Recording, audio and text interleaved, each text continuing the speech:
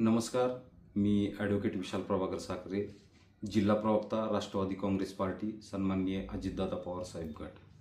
या ठिकाणी आज मी सर्व जनतेला तसेच सर्व माझे बंधू पत्रकार महोदयांना मी या ठिकाणी आवाहन करतो की आज जी मी बाब आपल्यासमोर आणणार आहे ती अत्यंत महत्त्वाची आहे, ज्यामध्ये प्रभाग क्रमांक 2A मधील सोनाली स्वप्नील माने यांच्या निवडणुकीसंदर्भात स्थगिती आलेली होती आणि त्या अनुषंगाने निवडणूक निर्णय अधिकारी ओमकार देशमुख साहेब यांनी त्यांचा जो उमेदवारी अर्ज आहे तो अवैध ठरवला होता आणि तो चुकीचा अवैध ठरवला होता.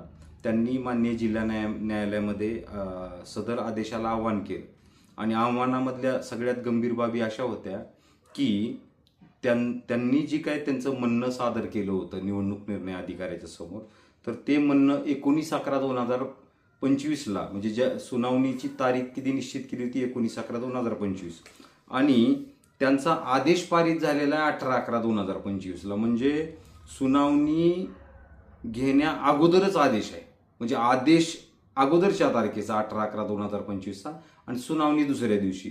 म्हणजे ही अतिशय विचार करण्याची गोष्ट आहे. कोणत्या प्रकारचा तुम्ही नियमावली बनवायला आणि काय करायला ही विचार करण्याची गोष्ट आहे. वस्तुस्थितीमध्ये त्यांनी जे काय त्यांचा अर्ज सादर केला होता माननीय जिल्हा न्यायालय धाराशिव या ठिकाणी, त्याचं ते पिटिशन जे आहे ते माननीय जिल्हा न्यायाधीश R.K. खोमणे साहेब यांच्या न्यायालयामध्ये त्याची सुनावणी झालेली आहे.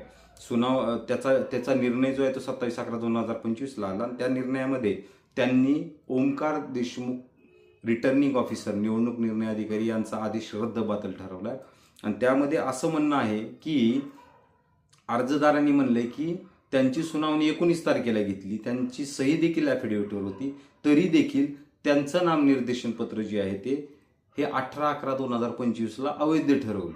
हे मला सुद्धा आश्चर्याची बाब वाटते की 19/11ला हिअरिंग आणि 18/11ला ऑलरेडी ते आदेश पारित आहे.